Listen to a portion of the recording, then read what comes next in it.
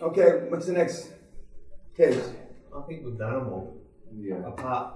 I had a set of accounts come in last night on a bedpan. Okay, well, let's do it. Okay.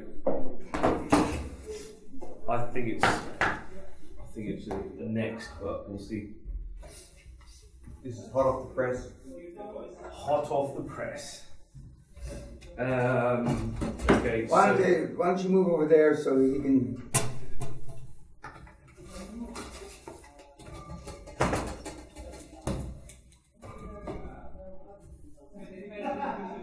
Okay, so yeah, it's bedpan. It's an Indian deal, and they've basically got they're retiring because the wife's become extremely ill. So the husband and wife. I know the son as a very old drinking friend, and it was on the market for 1.2. He said, look, he just wants to get rid. So I've got a set of the accounts. Profit on ordinary activities before taxation. I'm guessing that's EBITDA. No, it's not even. You got to add the tax and depreciation back in. But anyway, Well, it's close enough for government work. But it's like 4,000 in depreciation, so I'll just add Okay, it's nothing. Okay. So it's 51,000 a year. Now what? 1.2. But 1.2, it's crazy. It's a crazy multiple. Okay, so that's like 5. He's netting 5%. Yeah, exactly. But in this case, 4,000 is 10% of the 50. So you would have, if you added it back, and what's depreciation? Depreciation's 4,000 in total. Okay, so that means it's so the EBITDA would be about 60 grand, not 50. Yeah, those two back, depreciation and taxes. So, but it's still only 6%, about a little less than 6%. So you said the sale price is 1.2. So then it's 4.8% or something. That's So it's like it's 20 times. It's 20 times. Yeah. So it's like they're selling like a Facebook or something like that. So that's the Indian deals that offer what? So I literally looked at it. I was like, next. No, so you offer him 50 grand. Yeah. Okay, that's fine. I'll do that. Yeah, offer him 50 grand. And then the next price he'll come back with will be closer to the real price. When you stay at 50 grand, the third time you may come back with his real price. He can't possibly. Does he think you're stupid or something? No, it was just the asking price. He wasn't. No, but I mean. Oh yeah, everyone thinks. I mean, does he think you're retarded or? Oh yeah. Everyone would. Yeah. Okay. So he thinks you got silly money because you're a big property developer. So you don't know. Okay, that happens. Yeah. That happens. Yeah. Yeah. So he goes, I'll take whatever. So I was like, well, I'll be nowhere near there on bricks and mortar value anyway. So as a business, it's actually crapper to buy it as a business. Okay. So what are the bricks and mortar worth? I'd say about on development value 700k on the development value. So he owns a building. He owns something. Yeah, he owns the building as well. So if I bought it for 700k, I'd probably spend about 400 grand doing it up. I can knock them all out for about 2 million, all the flats for about 2 million easy. So as a development, fine, but as a bedpan, I can't seem to run it. Well, it doesn't work as. But I mean, you maybe buy a business at A and you switch it to business D. So you may buy, especially with your background, you may buy a elderly healthcare thing and turn it into flats. Yeah. There's nothing wrong with that. That's not the model. I mean, the model would be to. I'm trying to run him as business. I want to find some to run as businesses. Sure. But everything I'm coming across at the moment, I might just have to pivot. But that's why I wanted to get some time. You didn't include the land, did it? Yeah, it's the building and the business. That's right. But the point is that if the cash flow doesn't even cover the debt service, it's pointless me paying 1.2. What's the building worth? About 700. It's still overpriced. Yeah. The building's worth about 700. So you can get the whole for 500, you're right. Yeah. I mean, an offer's an offer, to be fair. But I'd rather not, because it's out of London, I'd rather develop in London. So the location's shit, really. So if I'm going to do a development, I'd rather it be in London because I know it will sell. So I don't want to just pay for the fun of it, just so, oh great, I'll do a development out in fucking Norwich. It's pointless. So I'm trying to find more and more bedpans to buy up.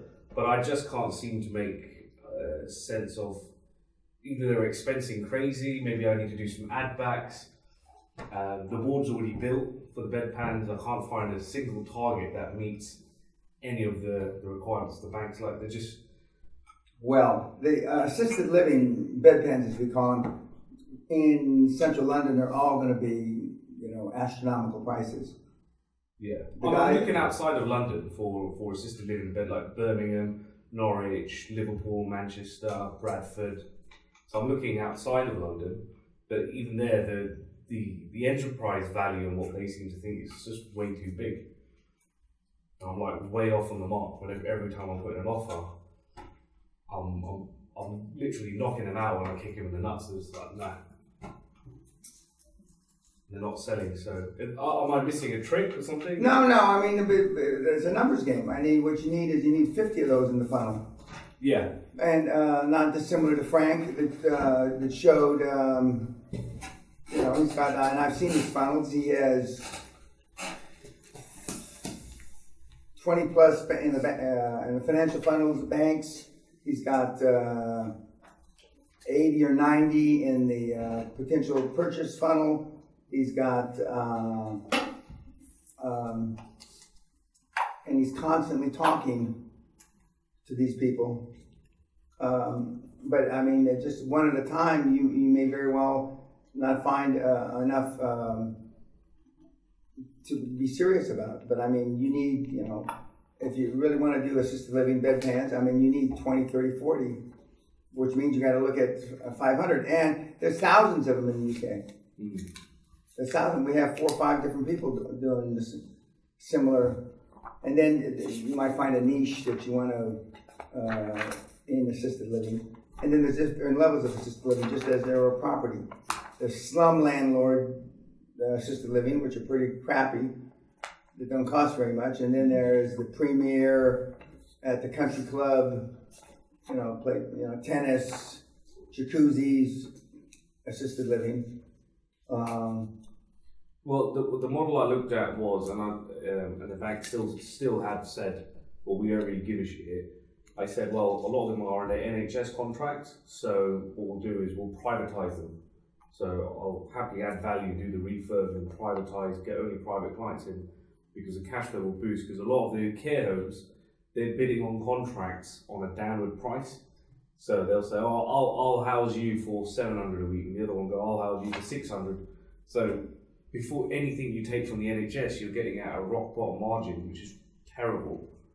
So that's probably why they can't seem to sort of make it work. So I thought maybe I could privatise them, but the banks have said, well, we don't care. We don't care if that's what you're going to do after. You pay cash for it. You take that out of your pocket until you get private tenants in. So yeah. So they're saying you take that risk. Yeah. We take the risk on this, and then whatever you want to do with the property or the item, that's your risk. Yeah. But you owe us the money based on this. I understand that. You can't really expect the banks to want to do anything different than that. They're not in that business. The banks, although depending on their portfolio, may have to pivot on a deal to make it work. But that's after it goes into the non-performing loan portfolio. They may have just 500 of these things in non-performing loan, and they'll say, well, let's take 40 of them and sell them to this guy who's going to do something else with them and turn them into flats. Because managing at the end of the day, the banks don't want to manage buildings, they don't want to manage assisted living, they don't want to manage anything. The best asset a bank can have in non-performing loans is raw land. And they're guys that just do land banking. They go, the cities here and all the statistics and bullshit and Walmart say that the city's going to move this way in 12, 14, 18 years. So they land bank, they buy shit up, or they get options on these lands. And then the city goes this way, which happens. somebody paid somebody off, and just like the Denver airport with Peña Avenue, 40 miles outside of town. The airport shouldn't be there. Well, so now they've got all this land, but raw land is a different asset because you can. It hasn't already been. The only thing you have to normally worry about is zoning. Yeah. Zoning. And zoning, I don't know about down there, but here in Scotland, it's a bitch. I mean, as Graham said, there are no friendly councils. I knew Angus wasn't friendly, where I am. But, I mean, and he develops all over Scotland, and he's slum landlord of the year in 2015 and 14 and 16, I think.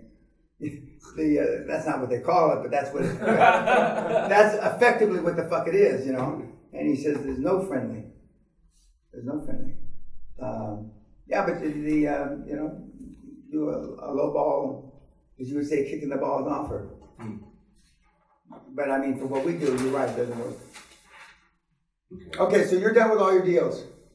Yeah. What deal is this? That's the one that died 2 weeks ago. The Chinese. Okay, we'll do it. It's good for you. I know you think you're smarter than the rest of the guys in the room, but and Little Yasser.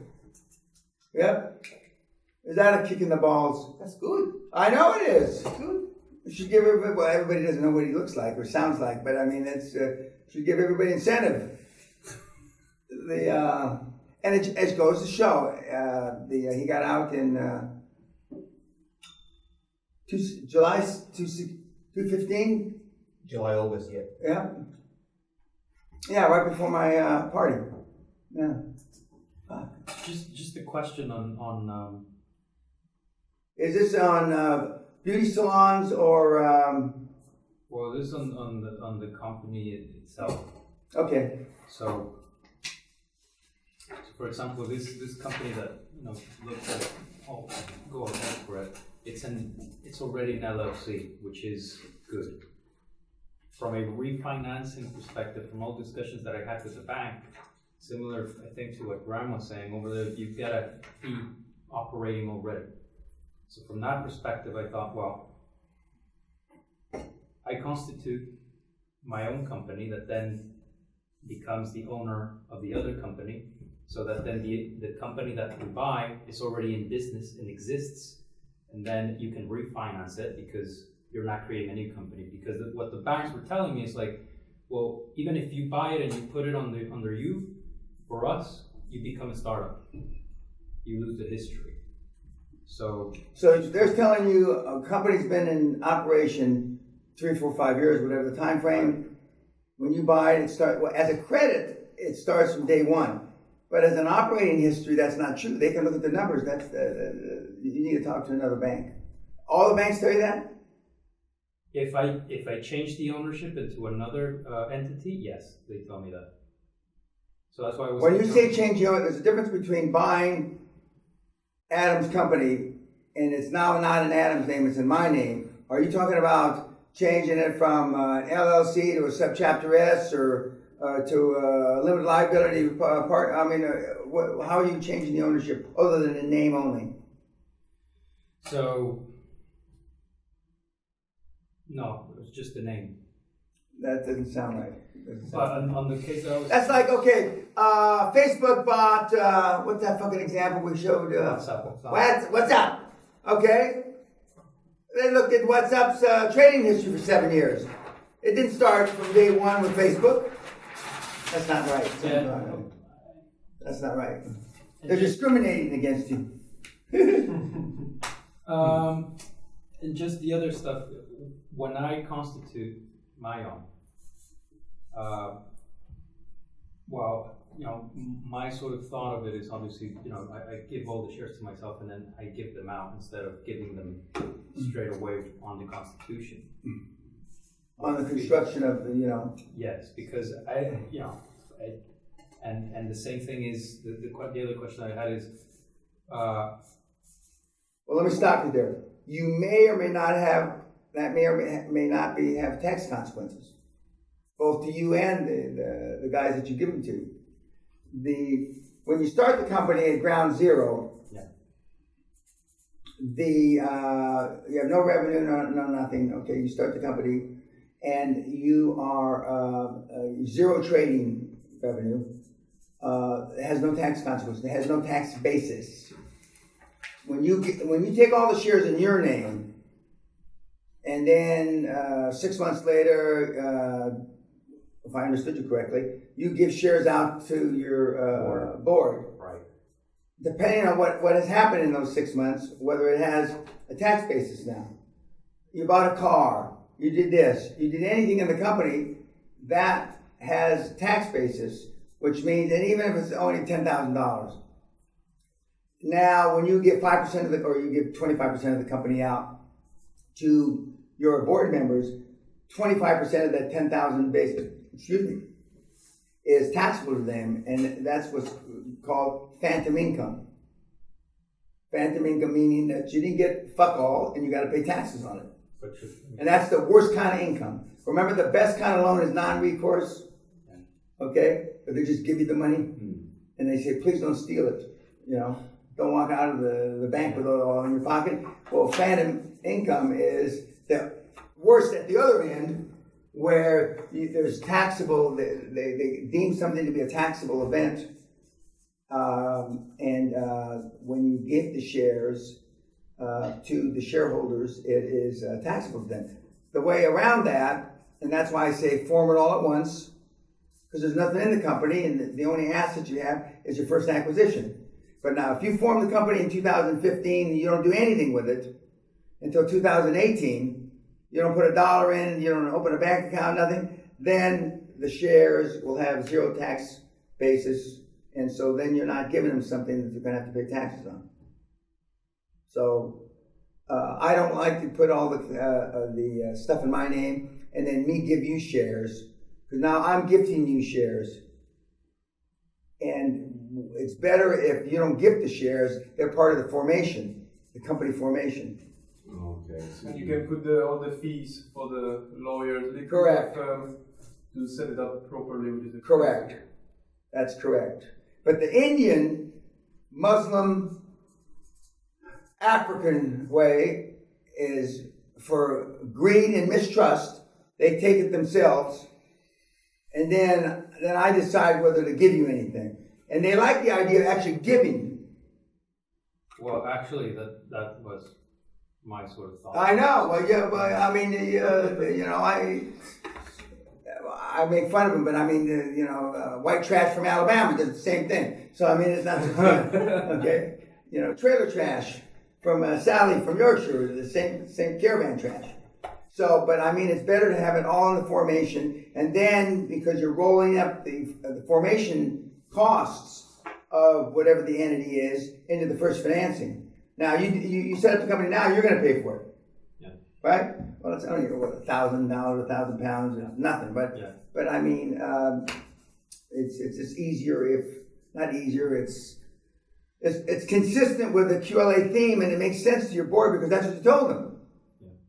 And then now all of a sudden you're getting around and most of the people I know, wrongfully, they make it like a Christmas present. Well, I'm giving you this, Jason. But that's not the deal. You were at the formation. You get this anyway. It's not like you're being so fucking beneficent that out of the goodness of my heart, I'm giving you this. That's bullshit. But that's what people want to make it sound like. And on the formation agreement, the shares agreement, would you advise that it's your legal sort of firm that drafts it first with yourself, and then you have your board lawyer go through it? Yeah. Instead of the board lawyer just drafting Bye-bye. it himself, right? Yeah.